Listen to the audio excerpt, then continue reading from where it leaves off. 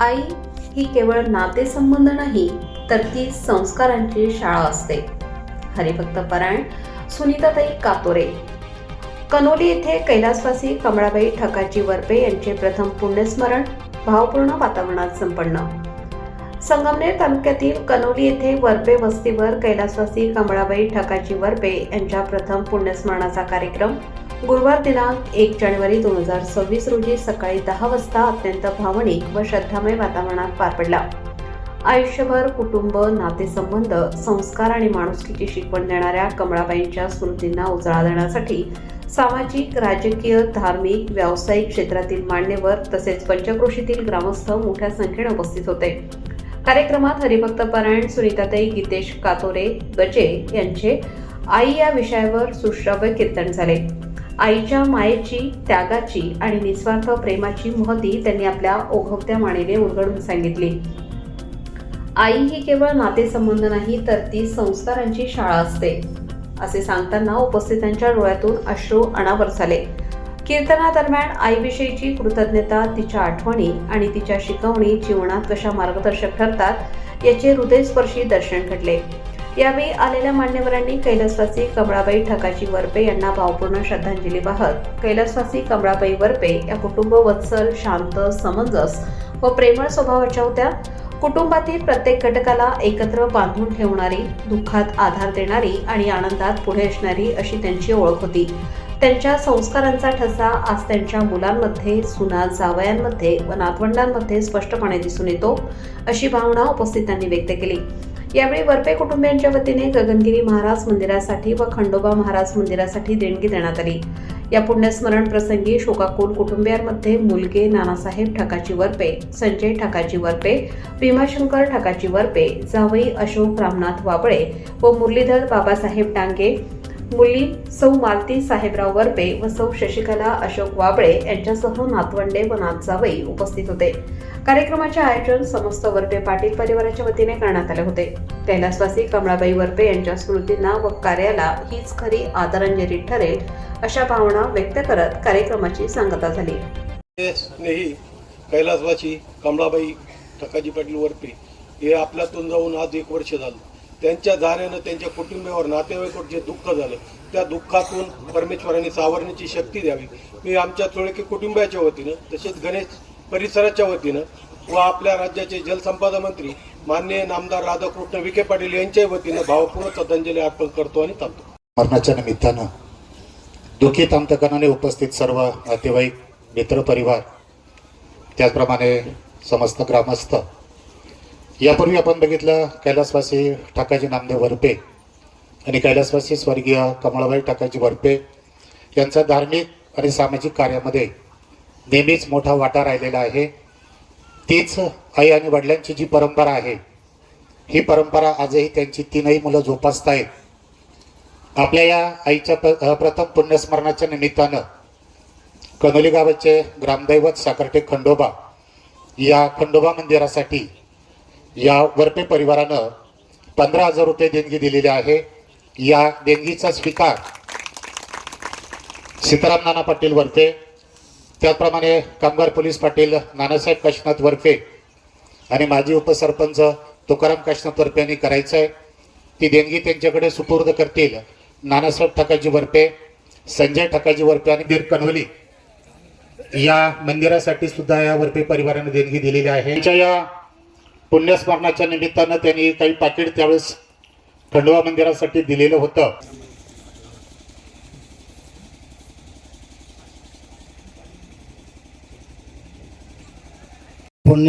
प्रथम पुण्यस्मरणाच्या निमित्तानं आज या ठिकाणी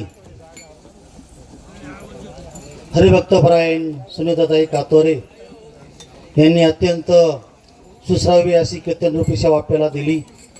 त्यांनी आपल्या कीर्तनातून आईचं महत्त्व अत्यंत चांगल्या प्रकारे आपल्या पुढे विशद केलं. त्याबद्दल मी आपल्या सर्वांच्या वतीनं ताईला मी खरोखर धन्यवाद देतो. आणि आमच्या या कमळाबाई बहिणींच्या बाबतीत सांगायचं ठरलं, अत्यंत सुजाव स्वभाव.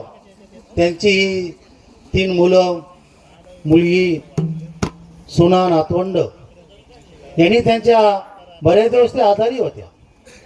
त्यांनी त्यांच्या आजारपणाच्या कालावधीमध्ये सर्वांनी त्यांची अत्यंत चांगल्या प्रकारची सेवा केली.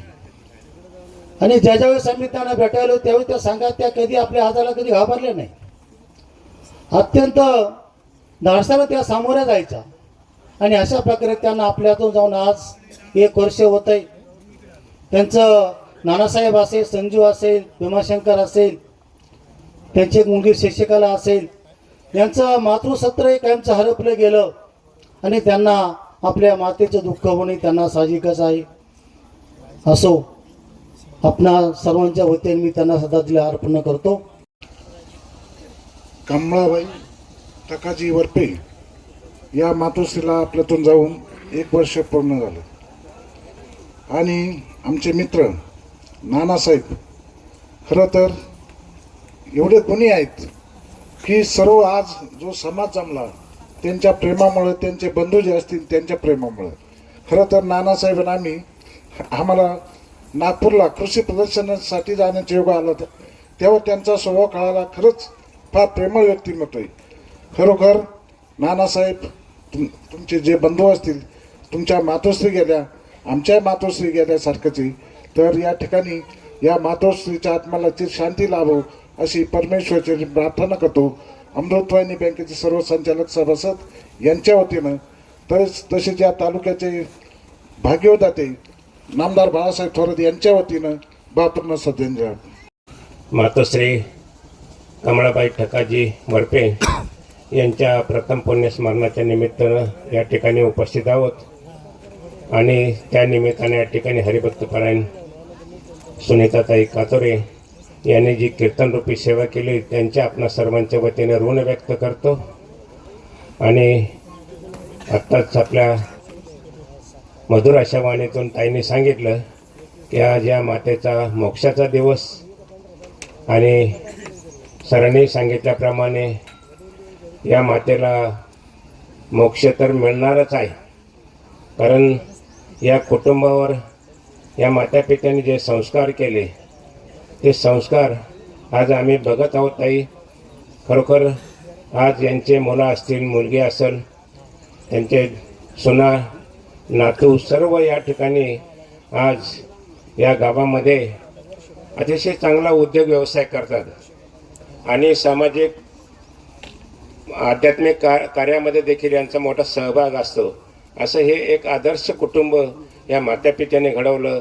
त्याच्यामुळं या ठिकाणी या मातेला आज मोक्ष तर मिळणारच आहे. परंतु तरी देखील मी आपल्या सर्वांच्या वतीने परमेश्वरचरणी प्रार्थना करतो या कुटुंबानं आज या ठिकाणी पिंडदानातून असेल, या ज्ञानदानातून असेल, अन्नदानातून असेल, जे पुण्य केलं आहे ते या मातेच्या चरणी आपण अर्पण करूया. आणि या मातेला मोक्ष मिळून परमेश्वराच्या चरणी योग्य जागा मिळो अशा प्रकारची भावपूर्ण श्रद्धांजली अर्पण करतो आणि थांबतो. यांच्या प्रथम पुण्यस्मरणानिमित्त जमलेल्या बंधू भगिनी आणि माता पित्यांनो, खडतर आयुष्य हे सर्वांनाच जगावं लागतं. पण त्या खडतर आयुष्यामध्ये आपल्या मुलाबाळांचे कसे संस्कार होतात हे जास्त महत्त्वाचं असतं. आज या ठिकाणी या प्रसंगी हरिभक्तपरायण सुनीताताई कातोरे यांनी अतिशय सुसावे असं कीर्तन सेवा दिली. मी त्यांना अजून एक धन्यवाद असे देईल, त्यांना नाही त्यांच्या मिस्टरांना देईल. स्वतः सीए आहेत. एखादी म्हणले असते मला माझा सीएचा व्यवसाय करू दे, कीर्तन कर, प्रवचन कर, काही कर, परंतु आवड असल्यानंतर ऑटोमॅटिक सवड मिळते. खूप खूप तुमचं अभिनंदन आहे दोघांचंही.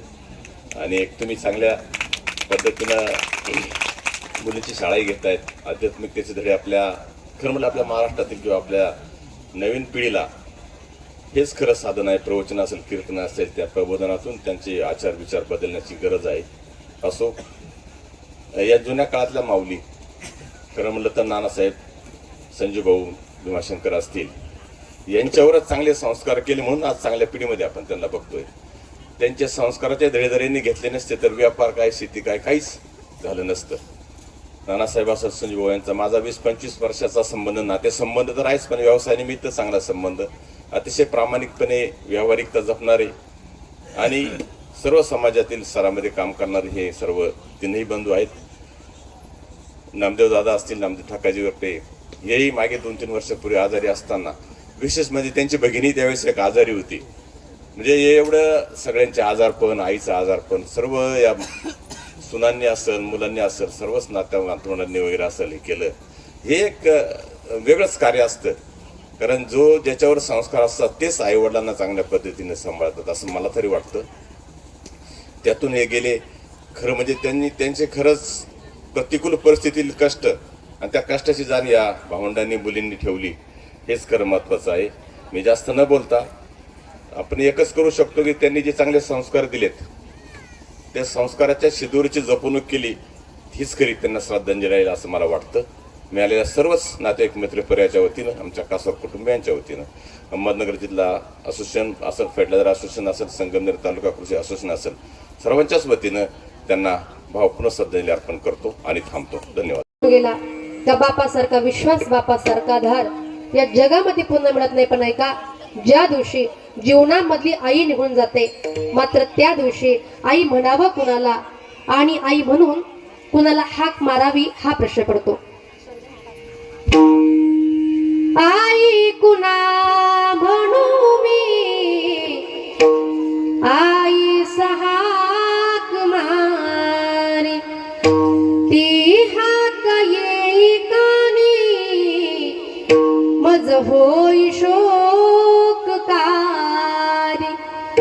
आई कुणा म्हणू मी, आई घरी नदारी, स्वामी तिन्ही जगाचा, आई विना भिकारी.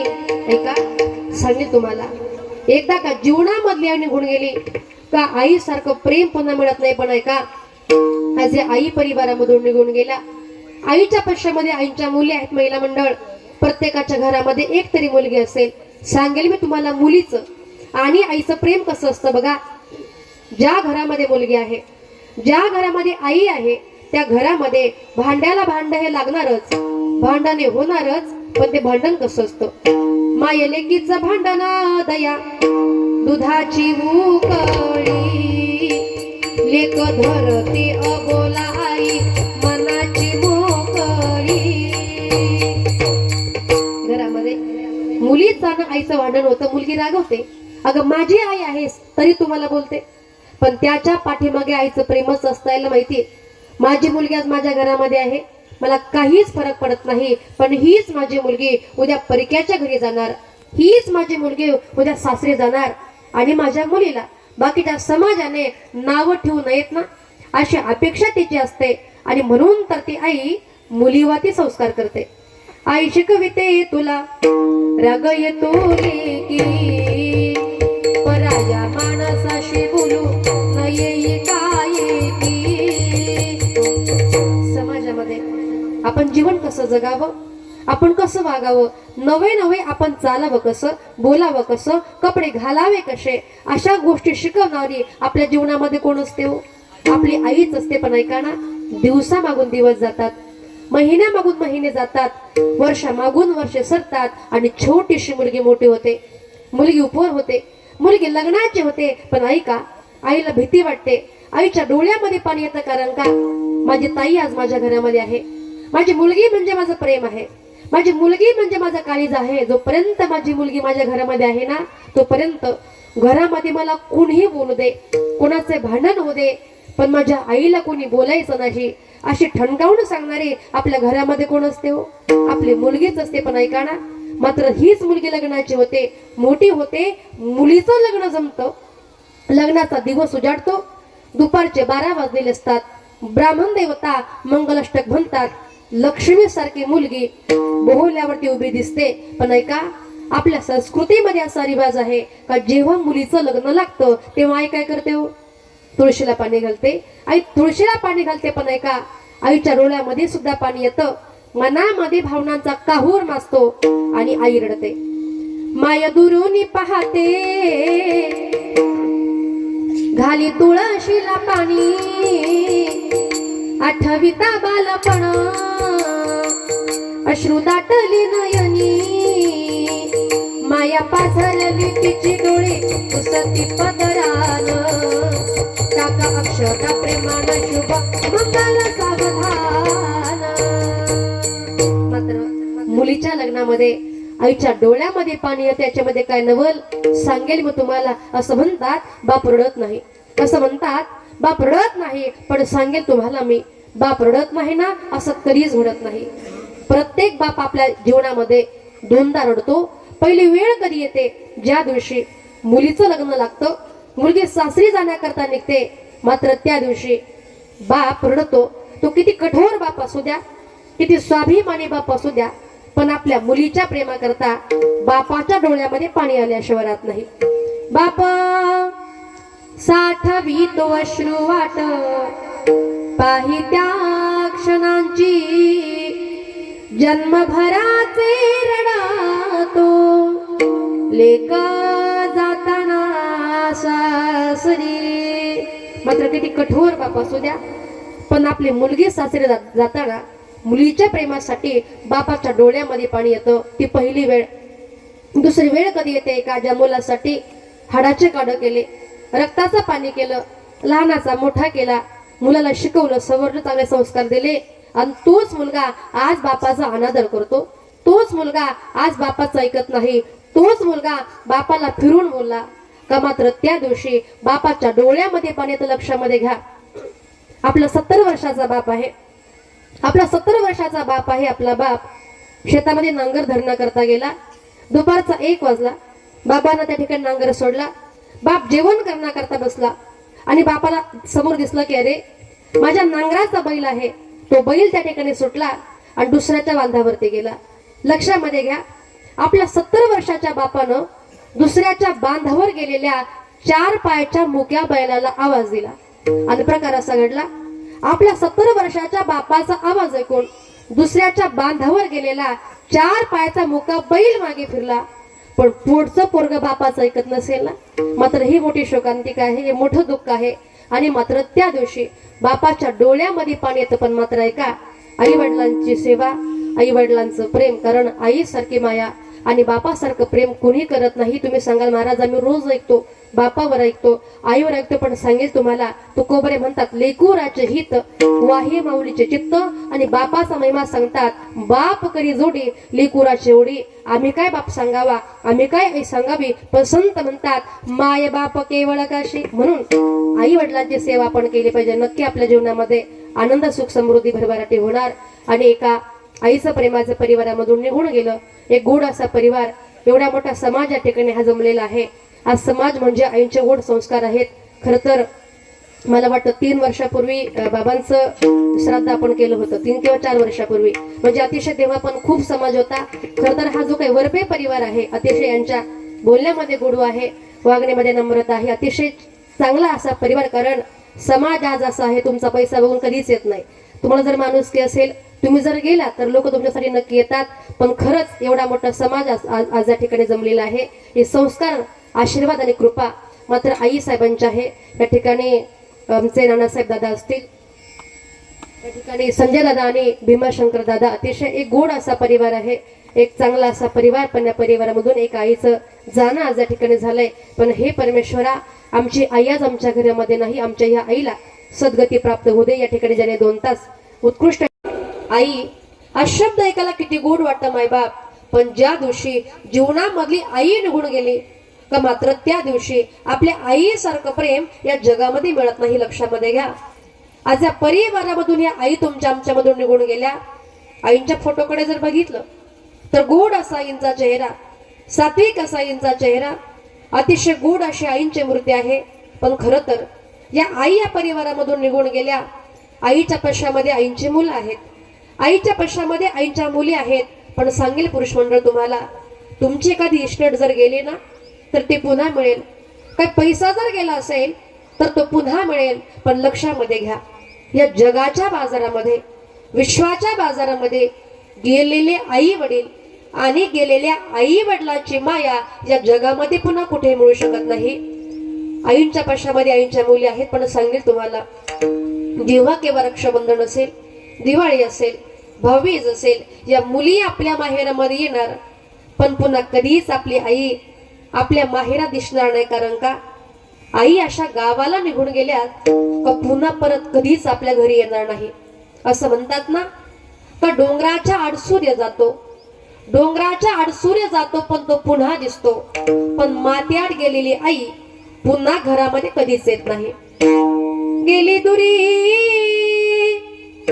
दिगंतरा पुन्हा येणे नाही घरी, विजला नंदा दीप कशी जाऊ मी मंदिरी, लाडकी माझी आई वाट पहा ती कैवारी, घोडी रखुमाई गेली झाली उदास पंढरी, घोडी रखुमाई गेली झाली उदास पंढरी. हे परमेश्वरा, एक भोळी रखुमाईच आज या परिवारामधून आमच्यामधून निघून गेली, कारण का मात्र आई सारखं प्रेम आणि स्वतःचा बाप गेला ना, मात्र मग त्या दिवशी आपल्या बापासारखा विश्वास, आपल्या बापासारखा आधार या जगामध्ये पुन्हा मिळणे शक्य नाही, कारण आई ती आपली आईच असते आणि बाप तो आपला बाप असतो. पण या परिवारामधून या आईचं जाणं झालेलं आहे. आईनं या कुटुंबासाठी परिवारासाठी काबाड कष्ट केले, परिश्रम केले, गोड असा परिवार आपला घडवला. पण जरी आई निघून गेल्या पण या ठिकाणी आईंच्या मुलं आज समाजामध्ये त्यांचं योग्य प्रकारचं स्थान आहे. आईंच्या मुली आहेत पण त्या ठिकाणं सुखानं संसार प्रपंच चालू आहे. मात्र ही कृपा जर कुणाची असेल, ही कृपा आहे मात्र ह्या आई साहेबांची. पण खरं तर आई ह्या घरातून निघून गेल्या, पण हे परमेश्वरा, आमची आई आज आमच्या घरामध्ये नाही. आमच्या ह्याच आई साहेबांना सद्गती प्राप्त होण्याकरता, मोक्ष प्राप्ती होण्याकरता आजचंही कीर्तन आहे. विठ्ठला विठ्ठला पतित पावन दीनानाथा नारायण. अरे आम्ही या ठिकाणी जन्माला आलेलो आहोत, पण ऐका, जन्माला आल्यानंतर मात्र कर्म कसं करायचं हे मनुष्याच्या हातामध्ये आहे बघा. चांगलं कर्म करा, आपलं चांगलंच होईल. पण ज्या दिवशी वाईट कर्म आपण कराल त्या दिवशी आपलं वाईटच होणार आहे. पण तुकोबऱ्या सांगतात, देवा आम्ही या ठिकाणी आलो, आम्ही जन्माला आलो देवा, पण आम्ही विषयांती माणूस आहोत असं कोण म्हणतात? तुकोबराय. आता जे तुकोबराय घोटविन लाळ ब्रह्मज्ञाना हाती आणि मुक्त आत्मस्थिती भोगवीन असे तुकोबराय. स्वतःला पतित म्हणतात. आता पतित म्हणजे काय? तर पतित म्हणजे पापी. पतित म्हणजे काय? पापी. आता जे तुकोबराय स्वतःला पतित म्हणतात, ज्या तुकोबरायांना प्रपंच कडू वाटायचा आणि परमार्थ गोड वाटायचा, ती तुकोबराय पतित असतीलच कसे काय? दुसरी गोष्ट, ज्या तुकोबरांनी रात्रंदिवस भगवान परमात्म्याचं नामचिंतन केलं, जगाच्या कल्याणाचा विचार केला, ती तुकोबराय पतित असतीलच कसे काय? नवे नवे हे भयंकर असं कलियुग आहे, नश्वर असंही जग आहे. इथं जो जो आलेला आहे प्रत्येकाला मारावं लागतं. माऊली म्हणतात, उपजते नासे नासले ते पुनरपी दिसे, हे घटिका यंत्र जैसे परिभ्रमेगा. उपजे म्हणजे जन्माला आला. जो जन्माला आलेला आहे त्याचा नाश निश्चित होणार आहे. जो मेला तो पुन्हा जन्माला येणार आहे, पण कशा सर्ग आहे? हे घटिका यंत्र जैसे. आता घटिका यंत्र म्हणजे काय? तर घटिका यंत्र म्हणजे घड्याळ. मला सांगा पुरुष मंडळ, घड्याळ